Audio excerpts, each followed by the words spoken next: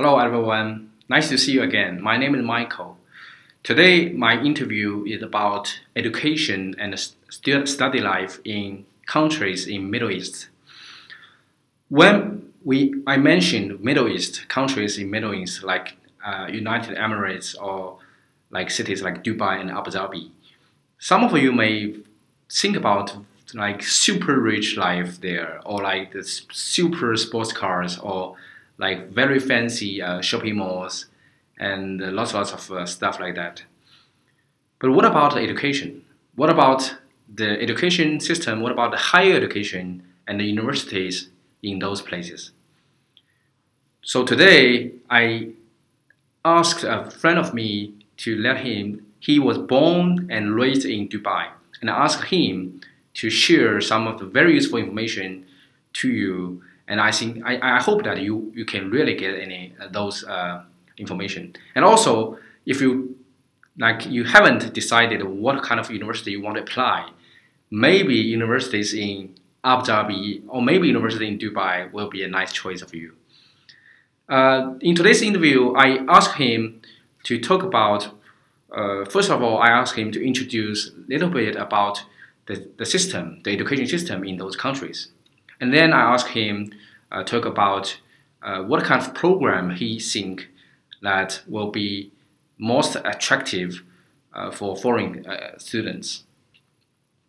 So he actually shared lots of useful information. For example, he thinks that universities in Abu Dhabi and in Dubai, they focus more on teaching than on research.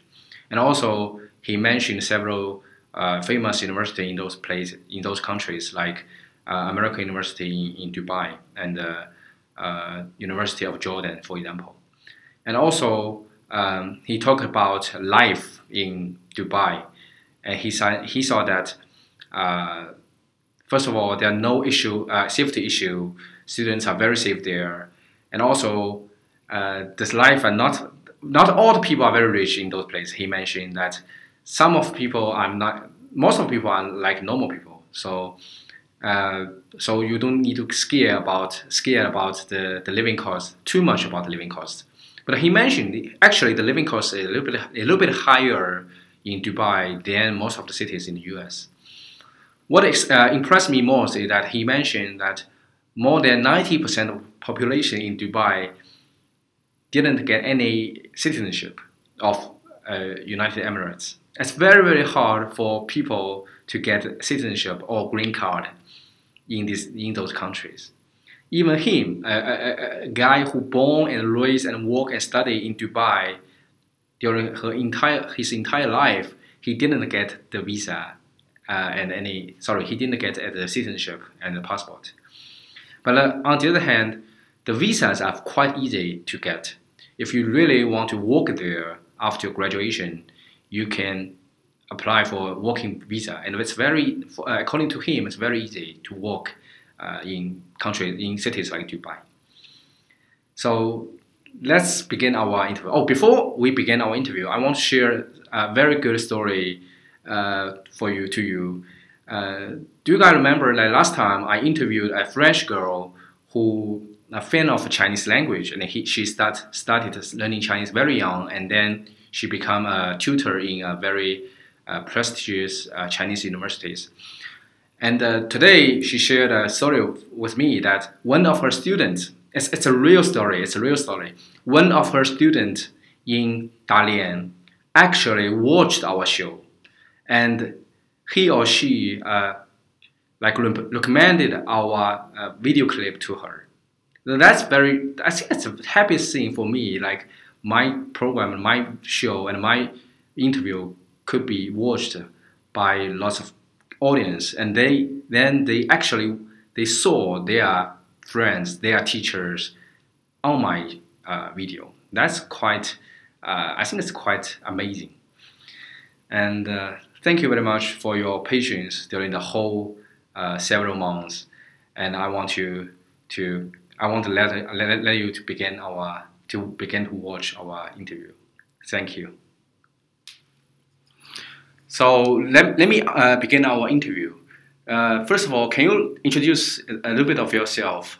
Yeah, my name is Bassam Arafat, and I am from the Middle East, from Jordan in particular, but I was born and raised in Dubai, United Arab Emirates. I studied over there, and I got my undergraduate degree in chemistry, and now I'm doing a master's in business administration at Case Western Reserve University here at Cleveland, Ohio. So you mentioned that you born and lived and you passed through all your education, your experience in Dubai, right? Well, yeah, some schooling in Dubai, and then most of it in a city right next to Dubai, which is about half an hour. It's called Sharjah. Sharjah. And that's one of the I think the more cultural cities in the United Arab Emirates in general. You know, Dubai is always, you hear about Dubai being a big city, a modern city. Sharjah is a little more, traditional, more cultural in terms of Arab Middle Eastern background. So, if I want to ask you to describe the life there, what kind of, very simply, what kind of simple words you can describe? Yeah. Modern, big city life. Dubai and your hometown. Can you describe the life there? Absolutely. Growing up in Dubai, it was, I think, a special experience because Dubai grew very fast over the years, and you got to see a very quick transformation from a desert city into a well-established modern city today. I think also in Dubai, what's special about Dubai is that people over there love technology and they love innovation. They are very quick to adopt all these nice new innovations and technologies. I think also the United Arab Emirates is very open to many different cultures.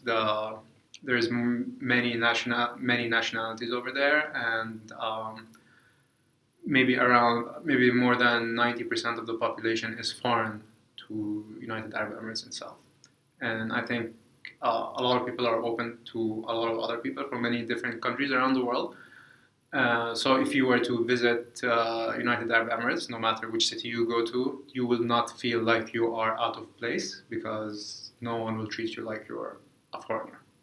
So most of the people, more than 90% of population there are foreigners. That is correct. That is correct. Yeah, it's kind of, I'm shocked about that information. It is a very unique experience, definitely. All right. So today I want to ask you about topics related to education there. So I think maybe most of our audience are from Chinese-speaking countries like China and Taiwan, etc. So maybe they are interested in studying in the future in cities like Dubai and Abu Dhabi and United Emirates and also Saudi Arabia, something. Yeah. So first of all, I want to let you to introduce a little bit the education system in Dubai because you are quite familiar with. You born there. Yeah. So can you introduce the system? So first, let me start by saying that growing up in the United Arab Emirates in a private school, I did have a lot of. Well, to be fair, I did have one friend from China, and at the time, it's a funny story, really. My friend Chow. So one time I was sitting in the classroom and Chow's father comes inside. It was the first time I met him. And when he walked in the room, he started speaking Arabic. And everyone stared at him, and we were all a little surprised that,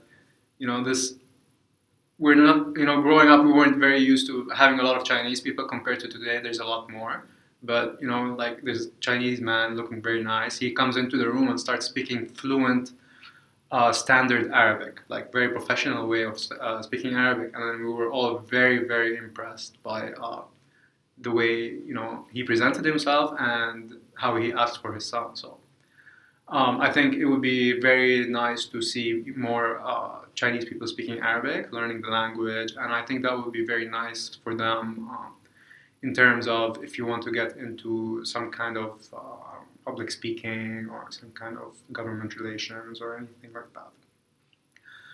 In terms of the kinds of schools there are in the Middle East and United Arab Emirates in general, so there's a it depends on what you're looking for. There are, in United Arab Emirates in particular, there's an American University in Sharjah, and then there's American University in Dubai. These are the two most famous ones for foreign students, and they're the very good colleges in the Middle East in general. There's a University of Sharjah as well, and then the University of Sharjah is also good, and then it kind of also depends on what you're focusing on and what you want to aim for. Some universities are good, for example, for languages. Some universities are better for science. Some are better for arts. And then some other, if you're looking for different countries as well in the Middle East, of course, there's Jordan. I think University of Jordan is a very good one in terms of, I think there are a lot of foreign students there who go and they do learn the language. So yeah, there are some very good ones in Syria, but I don't know if it's very accessible right now, but I think eventually it should be worth looking at in the future. And you know, I'm sure everybody would do that eventually, but you know, I think if you do a Google search, you might find some more information that might have overlooked. You know? So I mean, if we focus on the higher education, so you think can you give us any some of the information about the higher education in those countries? Mm-hmm. It's almost the same thing as the US. Like they have 4 years of bachelor degree and then master and then doctor. That is correct. That is okay. The similar curriculum, curriculum and similar programs. I would say, though, to be completely straight and honest with you, the Middle Eastern universities in general, they lack the research and innovation focus. It's more education based, but there are very good prospects for applications, like for engineers and job placements, but a little weaker on the research and development, but that's not an issue either because it's continuously growing and anyone can be part of that growth.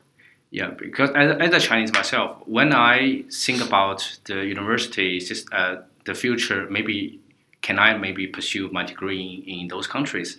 The first thing appeared in my mind will be the medical education, mm-hmm. because I heard that in those Arabic countries, medicines are very advanced, and the country and the universities there are the base for those medical research. Mm-hmm. And also I heard that there's a university called King Abdullah Science and Technology, right? in Saudi Arabia. Mm-hmm. And also there's a NYU, New York University in mm-hmm. Abu Dhabi. Mm-hmm. So, and you mentioned the American University in Dubai, right? Etc. So I think I want to ask you, what kind of program are more attractive in those countries for foreign students, right? Especially for Chinese. I mean, what kind of program? For example, I mentioned medical, and also maybe like scientific, like very basic researches like physics or chemistry. Mm-hmm. So, what kind of program you think that you will recommend? Well, from my knowledge, and so I'm going to start with the colleges that you mentioned. New York University, for example, the Abu Dhabi campus. Yeah. So a lot of these franchise universities started, opening up in Abu Dhabi and Dubai. I don't know why, but everybody was a little curious why all these, universities were opening campus branches in Dubai and Abu Dhabi, and even some of them closed down after a certain period of time. Like University of Michigan had a campus, and then they shut down. So the idea there was that, okay, the brand name is good, but we weren't so sure about how good the satellite campus in Dubai and Abu Dhabi are. So that's something that definitely you need to look into. Make sure. I'm sure as well that they're accredited, but I would also double check on that. And But overall, I think even if you do get into NYU Abu Dhabi, I think you have a good connection with NYU in the. I think they are the same one. The Right. degree are the same. Yeah, I think so. King Abdulaziz University in Saudi Arabia. That's I think a relatively new university that opened up.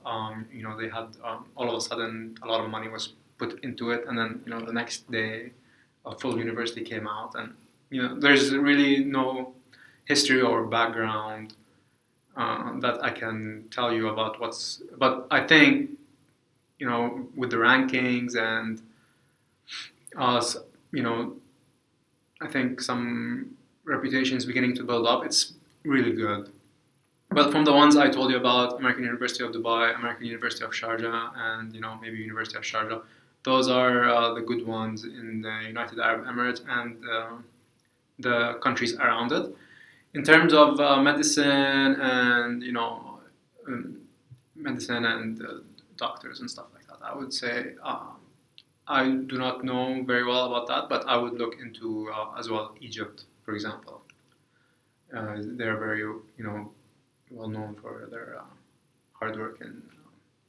You mean the medical program? Medical schools. Okay. Yeah. There's also I think I may have overlooked as well. There's the American University of Beirut in Lebanon. Oh yeah. I It's heard a good that. one, very good one. And Lebanon is a very nice country. Yeah. Lovely people. And then you have Egypt as well. There's American University of Cairo or something like that, which is also really great. And there's a bunch of universities, and really it's your choice, and what your taste is like, where you like to be. Every country has a different style. Yeah, the reason I mentioned the University Abdul Hakim of Science and Technology in Saudi Arabia, because this university is quite famous in China, and because there's a news about a Chinese guy who got accepted by the university, and he got a huge amount of scholarship, and also the scholarship cover his living cost there. So then he wrote an article about his life there, and lots of Chinese readers are so curious and so surprised that life in this new university are so fantastic. Oh. Like it's like a rich, super rich guy's life, because everything is new. Their dormitories are quite advanced and technology, very high tech. So that's the reason why this university are quite famous in China. Oh, I see. And you mentioned that different university has different disciplines that worthwhile to apply. And for Chinese students, because those countries in Middle East, they are very rare. A little bit compared to English-speaking countries, not very many Chinese people apply to those universities. Yeah. So for some of Chinese applicants, maybe I think it's a chance, because they don't have to compete with lots of people, and maybe they may got accepted by those decent universities. And also, I want to ask you about I think the most important thing for those applicants they care is that what kind of standard exam they need to pass before they got accepted, and what can they use English in those universities, and do they need to learn the Arabic, and what kind of exam for Arabic specifically? So I think. So it also depends on the university. Growing up, I went to American University of Sharjah, and I applied to English-speaking colleges. So for me, for the American University of Sharjah, for example, and American University of Dubai, I submitted a TOEFL and high school grades, and I think maybe an SAT, but I'm not sure. Going into the undergraduate degree. There's, of course, there are the usual MBA programs. They require the usual GMAT, for example. And then for the Arabic, so some of the universities are English speaking, some of them are Arabic speaking, some of them are Arabic and English speaking. So I cannot speak for the Arabic speaking one because I did not apply to any of those. Oh, you took your education in English. In full English environment. Yeah. Wow. So yeah, That's very. I'm curious about that. You speak Arabic, right? Naturally, but why you apply for the English speaking program? I grew up in a private school. Oh, okay. My parents put me in a private school, and the primary language was English. So I grew up and I learned English, and I was speaking English my whole life. A lot of people do speak English in the Middle East as well, especially in the Dubai region and that area. Everybody speaks English. So. Oh, in Dubai, you mean? Yeah. And then for the Arabic ones, I could look it up and let you know what it's like to. Yeah. Yeah. So you just offer very important information that lots of people they really study in English program, in full English program in those countries, and they are like you. Maybe they are Arabic, but they pursue their education, and in place like Dubai, lots of people speak English. So that's very convenient for Chinese students because they learn English. That is correct. Yeah, so most of them learn English. That is correct. That's very good. So now I want to turn to the life there because Chinese students maybe and applicants will. I think they will also be very curious about life there. And when we mention Dubai and Abu Dhabi, as you mentioned, we think about, for Chinese students, maybe we think about very rich guys city, and we have to spend a lot of money to live there, to rent house, to rent apartment, and the living costs are so high, and we have to just live as a rich guy. So do you think that's true? So the living expenses might be a little bit high, or compared to maybe, for example, compared to US. Even compared to the US a little bit. I think generally speaking, it is a little bit expensive. There's a lot of how do you say, high fixed costs of living. Yeah. And then so you were asking about the life there, like how much, for example, how much money they need to spend every year. Oh, okay. And for example, the tuition fees. Yeah, so it's a little bit expensive. So you should, I don't want you to put to lower your expectations. You should, keep your expectations high so you won't be surprised. I don't want anyone to go there and then struggle. So you have to keep at least some cushion between when you go there and how much you're expecting to spend. Be careful. In terms of is everybody rich and famous there? No, that's not true. So you do see a lot of advertising in terms of some people are very rich and they do have expensive cars and everything, but not everybody's like that. So a lot of the life there is normal, like you would be anywhere else. However, in terms of transportation, you are expected to drive. There is some public transportation, but not very efficient yet. It's come a long way. It has improved a lot, but you're expected to do some transportation and going around like that. But you're not expected to have expensive cars or anything like that. But you can if you want. So they do exist, and then there's a little bit of everything. Because I watched the news about the taxis in Dubai. They are all super sports cars. So that gave me a picture that they are quite. Yeah. That's quite Dubai is known for doing the unusual things. Yeah. Spending on unusual. Yeah. Stuff. A Ferrari for taxis. So that's kind of crazy for me. Yeah. Now my next question about. You mentioned that 90% of population, for example, in United Emirates are not the citizens, right? So some of Chinese students or Chinese-speaking audience, they may be interested in how can they get the visa after the graduation? Can they work there? Do you have any idea about that? Yeah, so they can.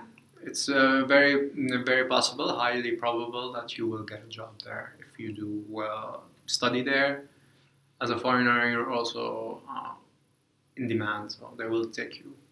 And, okay. Yeah, so you're fine. And then there are many ways to navigate the visa. Is not like an issue like it is here in the United States. So it's a lot easier to stay there and manage. So, for example, if any of the students find a job, they can stay there. Yeah. Without any lottery, like they don't need to. No, there's no lottery, but you have. So the company is going to sponsor you, and it can continuously sponsor you forever. But you're not really ever going to have a citizenship or any sort of green card. Or there are no green card. There is no such thing. So they just expand visa, work visa. Right. So I am from Jordan, like I told you, my citizenship. I was born and raised in Dubai, but I still have to renew my visa. Wow. Every 3 years. So now I'm also because I'm not working there anymore and I'm going to visit my family. I have to get a tourism visa for 3 months to visit them. So do not have any expectations in terms of citizenship or anything like that. But you can. I mean, there are many different visas to accommodate you as long as you need to stay there. That's okay. Yeah. So it's sufficient. I think it's quite sufficient for those students when they graduate. It's sufficient for them to work there. Yeah. The visas are available. Are very available. But you mentioned the citizenship are very, very hard. Mm-hmm. Even you who born there and raised there and work there, study there, cannot get a citizenship. Yeah. And that's why 90% of population, more than 90% of population in, for example, in United Emirates are not citizenship people because they are very hard to get. That is correct. Yeah, but I think we can regard them local people because they share the same facilities. They are the same culture. You can, sometimes. Yeah. For some, yes. For some, yes. So so that's quite interesting because I heard that. Do you know what way will be the best way to get a citizenship? This is extra question. In the United Arab Emirates. Yeah. There is really no way. No way. There's really no way. It's just, for example, if you marry a citizen, can you get a I think if you're a female and you marry into a male, you do get citizenship. But if you are male and you marry female, you do not. Wow. Yeah. That's the most strict. Yeah, they're processing. Yeah, I think that is the case. Like I don't even check anymore because it's not worth the time. So. Yeah. Okay. So thank you very much for accepting my interview. I think I will ask you the last question. So, can you wrap up all the questions we discussed and give our audience 3 tips if they want to apply university in this country? Can you give them 3 or 4 or 2 or tips? Yeah, absolutely. So I think the Middle Eastern Arabic culture in general, we're very impressed, and we value very much the Chinese culture. There's a lot of reference to the Chinese culture in our literature in the Arabic language. So I think it'd be nice to see more Chinese students learning the Arabic language, and vice versa. The Arab students learning the Chinese language. I think that would be very nice. Even though you do not need to learn the language, it's fine. I've met a lot of Chinese people who do not speak Arabic, and it's fine. It's not a big deal at all. I think you'll enjoy the weather. I did not mention that, but it's nice and sunny. There's a lot of beach water, so that's always good. Keeps you happy. And it is a multicultural place. You're away from home, and you won't feel like a stranger. So don't worry about that. You're not going to feel like a stranger at all. You might like it. You might want to stay. And I think that anyone who does go to the Middle East, they will really enjoy it, because generally speaking, the culture there is very open and very friendly. In that time. I have an extra question because you mentioned the environment are very good, people are very friendly. What about the safety issue? Because in the US, I think the safety issue is a big issue because it's not very safe in some places in the night. But what about in Dubai, for example? Do you think it's kind of a very, very safe place? Yeah, it's a very safe place. It's also a very clean place. You do not have to worry about that. I mean, there might be 1 or 2 areas, and that's not even that bad. Okay. But no one even goes there. So So just students, they can be very safe. Oh yeah. They just focus on studying. Definitely. In the education institutes, it's just it's very safe. So they have no worries whatsoever. And then if you need anything, any questions or anything like that, I'll be happy to answer anything. Okay. And thanks, Bassam, for accepting my interview. And I think tomorrow you will go back to Dubai. I will, yeah. Tomorrow you will go to Dubai. What a day!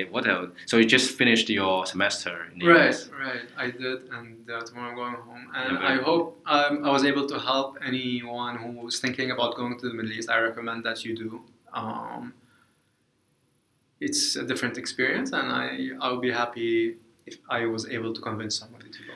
Yeah, I also will be happy that if someone, after watch my program, they decide to go to this country. That will be the most the proudest thing I have done. And thank you, Bassam, for. Thank you, Michael. And if I have another questions, issues, or topics, I will maybe I will ask you to accept. I would be happy to do anything for. And I really want you to have a safe trip and have a very good holidays. Thank you, man. Thank you. Bye bye.